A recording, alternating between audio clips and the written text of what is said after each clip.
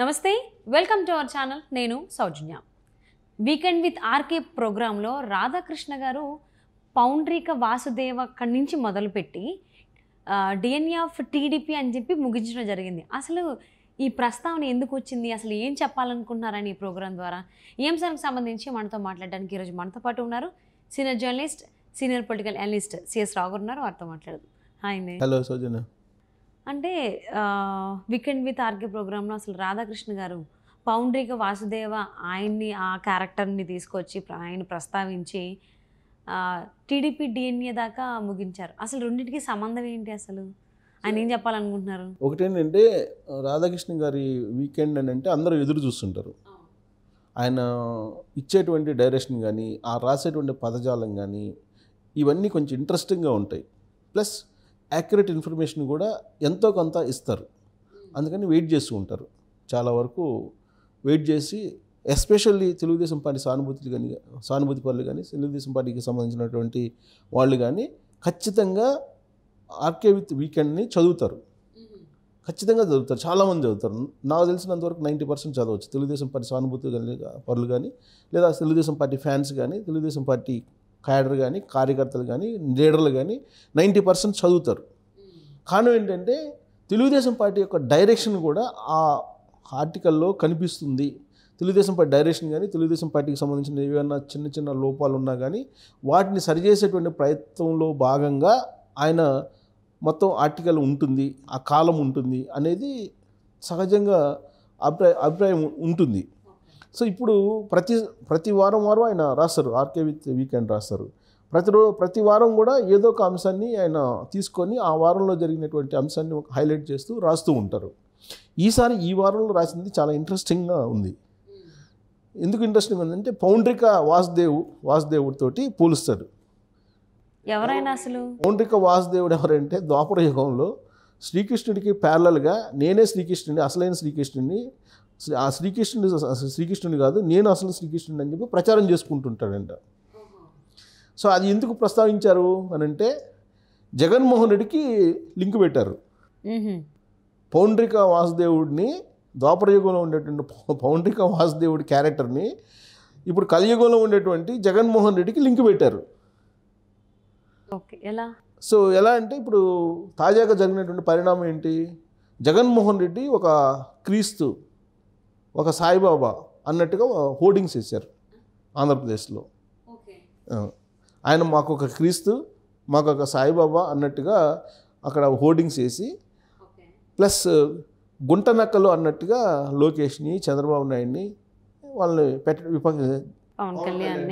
పెట్టి గుంట నక్కలు అని చెప్పేసి ఆ హోర్డింగ్లో పెట్టారు. ఆ హోర్డింగ్లు చూసినటువంటి తెలుగుదేశం పార్టీ వాళ్ళు కంప్లైంట్ కూడా చేయడం జరిగింది. ఆ తర్వాత అది తొలగించారు. కానీ జగన్మోహన్ రెడ్డిని ఇప్పటికి కూడా జీసస్గా భావిస్తున్నటువంటి వాళ్ళు ఉన్నారు. ఆయన కూడా ఒక జీసస్ లాగా భావిస్తున్నాడు అనేది ఇప్పుడు వినిపిస్తుంది. ఎందుకనంటే ఒకనొక సందర్భంలో ఒక రిటైర్డ్ ఐఏఎస్ అధికారి తనకి పైనుంచి ఎవరో మాట్లాడతారు, ఆ సందేశాన్ని విన్న తర్వాతనే నేను అమలు చేస్తానని చెప్పి జగన్మోహన్ రెడ్డి ఆ ఐఏఎస్కి చెప్పారని, రిటైర్డ్ ఐఏఎస్కి.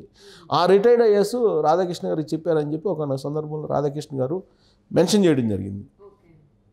అంటే జీసస్సే తాను, జీసస్ బిడ్డని అనేటువంటి ఒక అభిప్రాయాన్ని ప్రజల్లోకి పంపించడానికి ప్రయత్నం చేస్తున్నాడు జగన్మోహన్ రెడ్డి అనేది. అసలు జీసస్ కాదు, కానీ జీసస్ లాగా ఈయన ఫీల్ అవుతున్నారని. అందుకే అప్పుడు ద్వాపర యుగంలో శ్రీకృష్ణుడు కాకపోయినప్పటికీ శ్రీకృష్ణులాగా పౌండ్రిక వాసుదేవుడు ఫీల్ అయ్యేవాళ్ళు. అలా నమ్మించాడు కొన్ని రోజులు ప్రజల్ని. ఆ తర్వాత అసలు శ్రీకృష్ణుడు వేరే, ఇతను కాదు అని చెప్పి ప్రజలు తెలుసుకొని కథం చేసేసారు. ఇప్పుడు కూడా అదే జరుగుతుంది. ఇప్పుడు జీసస్ వేరు, జగన్మోహన్ రెడ్డి వేరు, కానీ జీసస్ లాగా ఇతను ప్రొజెక్ట్ అవుతున్నారు.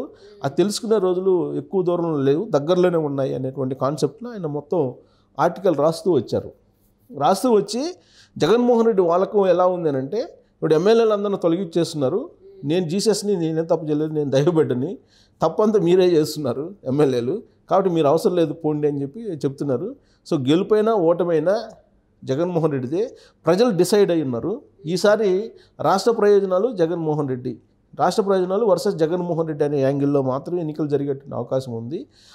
తెలంగాణలో ఏ విధంగా అయితే అహంకారము వర్సెస్ అని చెప్పి జరిగిందో, అంటే కేసీఆర్ వర్సెస్ అహంకారం అనేటువంటి యాంగిల్లో జరిగింది. కేసీఆర్కి అహంకారమే అతన్ని అధికారంలో నుంచి దింపేసింది.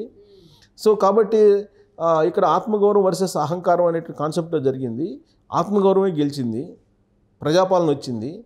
సో అది అల్టిమేట్గా అక్కడ కేసీఆర్ ఎవరు నించోబెట్టినా కానీ కేసీఆర్ మీద వ్యతిరేకత కారణంగానే ఓడిపోవడం జరిగింది బీఆర్ఎస్ పార్టీ. సేమ్ అదే తరహాలో ఆంధ్రప్రదేశ్లో రాబోయేటువంటి ఎన్నికల్లో జగన్మోహన్ రెడ్డి మీద ఉన్నటువంటి వ్యతిరేకతే ఓడించేటువంటి అవకాశం ఉంది. ప్రజలు ఎప్పుడో డిసైడ్ అయ్యారు అనే భావంతో ఆయన ఆర్టికల్ రాయటం జరిగింది. సో ఎమ్మెల్యేలు మార్చినంత మాత్రాన అదేమీ చేసిన తప్పు మర్చిపోరు పబ్లిక్. So public గుర్తుపెట్టుకుంటారు. కాబట్టి రాబోయేటువంటి రోజుల్లో పౌండ్రిక వాసుదేవుడికి ద్వాపరయుగంలో ఏదైతే బుద్ధి చెప్పారో కలియుగంలో కూడా జగన్మోహన్ రెడ్డికి బుద్ధి చెప్తారు అనేది ఒక కాన్సెప్ట్ తీసుకొచ్చారు. రెండోది ఏంటంటే తెలుగుదేశం పార్టీకి సంబంధించిన డిఎన్ఏ అనుమానం కలుగుతుంది. తెలుగుదేశం పార్టీ డిఎన్ఏలో భయము, పిరికితనం కనిపిస్తుంది అనేది చెప్పారు. ఎందుకు కనిపిస్తుంది అంటే సాధారణంగా ఆత్మగౌరవ నినాదంతో తెలుగుదేశం పార్టీ పుట్టింది. సో తెలుగువాడి తెగువ ఎలా ఉంటుంది అనే దానికి ఒక ప్రత్యక్ష నిదర్శనం తెలుగుదేశం పార్టీ ఆవిర్భావం, తెలుగుదేశం పార్టీ చేసినటువంటి సాహసోపేతమైనటువంటి రాజకీయాలు, అలాగే పరిపాలన. అలాంటి తెలుగుదేశం పార్టీ డిఎన్ఏ మీద ఇప్పుడు అనుమానం వ్యక్తం చేశారు రాధాకృష్ణ గారు. ధైర్యం లేకుండా పిరికితనంతో ఉన్నారు అని. ఎందుకు పిరికితనంతో ఉన్నారు, ధైర్యం లేకుండా ఎందుకు వ్యవహరిస్తుంది తెలుగుదేశం పార్టీ అనేటువంటి ఒక ప్రశ్నని ఇప్పుడు లేవనెత్తారు రాధాకృష్ణ గారు. ఎందుకనంటే ఇప్పుడు ఆల్రెడీ నరేంద్ర మోడీ మీద వ్యతిరేకత ఉంది దేశవ్యాప్తంగా. కానీ ఇప్పుడు ఏదో ఒక రకంగా బీజేపీతో కలిసి వెళ్ళాలి అనేటువంటి ప్రయత్నం తెలుగుదేశం పార్టీ చేస్తుంది, జనసేన పార్టీ కూడా చేస్తుంది. ఆ ప్రయత్నం చేయాల్సిన అవసరం ఏముంది? కేవలం పిరికితనం వల్లే చేస్తున్నారు. అంటే ఏదో ఎలక్షన్లో ఏదో మేనేజ్ చేస్తున్నారు నరేంద్ర మోడీ, బీజేపీ అనేటువంటి ఒకే ఒక అభిప్రాయంతో, ఆ పిరికితనంతో, ఆ భయంతో ఇప్పుడు బీజేపీని కలుపుకునేటువంటి ప్రయత్నం చేస్తున్నారు అని చెప్తూ, బీజేపీ ఒకవేళ ఆ విధంగా చేస్తే తెలంగాణలో కాంగ్రెస్ పార్టీ ఏ విధంగా అధికారంలోకి వస్తుంది అనేటువంటి ఒక వివరణ ఇవ్వడం జరిగింది. అలాగే కర్ణాటకలో ఏ విధంగా కాంగ్రెస్ పార్టీ అధికారంలోకి వస్తుంది అంటే పోరాడేటువంటి తెగువ ఉంది అక్కడ. రేవంత్ రెడ్డికి ఉంది, కాంగ్రెస్ పార్టీకి ఉంది తెలంగాణలో. అక్కడేమో సిద్ధరామయ్యకి, శివకుమార్కి కర్ణాటకలో తెగువ ఉంది. అందుకే పోరాడారు, భయం లేకుండా పోరాడారు, తెగువ తోటి పోరాడారు, పిరికితనం లేకుండా పోరాడారు. అందుకే కాంగ్రెస్ పార్టీ బీజేపీ మీద గెలిచి అధికారంలోకి వచ్చింది కర్ణాటకలో. అలాగే తెలంగాణలో కూడా తెగువతోటి పోరాడి, ధైర్యంతో పోరాడి అధికారంలోకి రాగలిగింది. పిరికితనం లేదు. అదే ఆంధ్రప్రదేశ్లోకి వచ్చే పిరికితనంతో, అలాగే భయంతో బీజేపీతో కలిసి వెళ్ళాలి అని చెప్పి వంగి నమస్కారాలు పెడుతూ ఆ పార్టీతో లైజనింగ్ చేసుకుని ఆ పార్టీతో కలిసి వెళ్ళాలి అనేటువంటి ఒక ప్రయత్నం తెలుగుదేశం పార్టీ చేస్తుంది.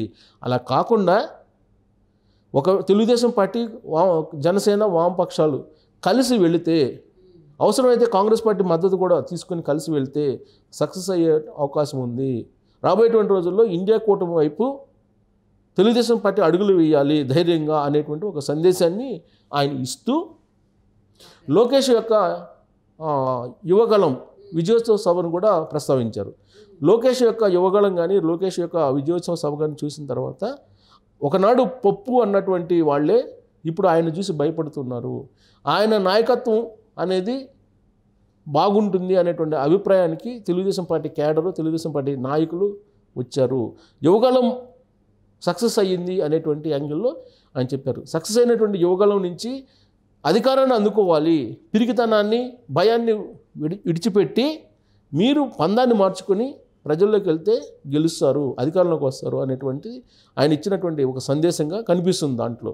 అంటే వీకెండ్ విత్ ఆర్కేలో ఆల్మోస్ట్ ఆంధ్రప్రదేశ్లో ఏదైతే సందర్భాన్ని బట్టి ఏదైతే ఉందో ప్రతి సందర్భాన్ని ఆయన రివ్యూ ఇచ్చినట్టుగా అనిపిస్తోంది. రివ్యూ ఇస్తున్నారు. రివ్యూ ఇచ్చేసి ఇప్పుడు జీసస్ తోటి పోల్చుకోవడం కానీ, లేదంటే జీసస్ తోటి పోల్చడం కానీ జరుగుతుంది జగన్మోహన్ రెడ్డిని. సో ఓవైపు జగన్మోహన్ రెడ్డి ముస్లిమ్స్కి దగ్గరగా ఉన్నారు, ఇంకొక వైపు బీజేపీ దగ్గరగా ఉన్నారు, ఇంకొక వైపు ఏమో క్రిస్టియన్స్ దగ్గర చేసుకుంటున్నారు. ఇది ఎలా సాధ్యం? అదే రాజకీయం అని చెప్పి జగన్మోహన్ రెడ్డి రాజకీయం అదేను. ఇప్పుడు ఒకవైపు ఏమో క్రిస్టియానిటీకి వ్యతిరేకంగా, మైనార్టీకి వ్యతిరేకంగా, హిందూ వాదానికి అనుకూలంగా బీజేపీ నడుస్తుంది. కానీ అక్కడేమో ఆంధ్రప్రదేశ్లో జరుగుతుంది ఏంది, మత మార్పిడులు జరుగుతున్నాయి. పంచాయతీరాజ్ శాఖ నుంచి 1000 కోట్లు విడుదల చేసి గ్రామాల్లో చర్చిలను కట్టిస్తున్నారు. అలాంటి పార్టీకి మద్దతు ఇస్తుంది బీజేపీ. కేంద్రంలో ఉండేటువంటి బీజేపీ వైఎస్ఆర్ కాంగ్రెస్ పార్టీకి, జగన్మోహన్ రెడ్డికి మద్దతు ఇస్తుంది. అక్కడేమో క్రిస్టియానిటీని ప్రోత్సహిస్తున్నారు, కానీ బీజేపీ మాత్రం లైక్ చేస్తుంది జగన్మోహన్ రెడ్డిని. ఇంకొక వైపు ఏమో ముస్లిమ్స్ జగన్మోహన్ రెడ్డితో ఉన్నారు. వాస్తవంగా జగన్మోహన్ రెడ్డితో ఉండటానికి లేదు. ఎందుకు ఉండటానికి లేదు? బీజేపీతో కలిసి ఉంటున్నారు కాబట్టి ఇండైరెక్ట్గా జగన్మోహన్ రెడ్డికి దూరంగా ఉండాలి ముస్లిమ్స్. కానీ వాళ్ళు కూడా దగ్గరగా ఉన్నారనేది ఆ పార్టీ ఫీల్ అవుతుంది. ప్లస్ ఆ విధంగా రాజకీయ గేమ్ కూడా ఆడుతూ ఉన్నారు. సో ఇలాంటి అంశాలన్నింటినీ ప్రస్తావిస్తూ ఇలాంటి టైంలో తెగువ ధైర్యం కావాలి.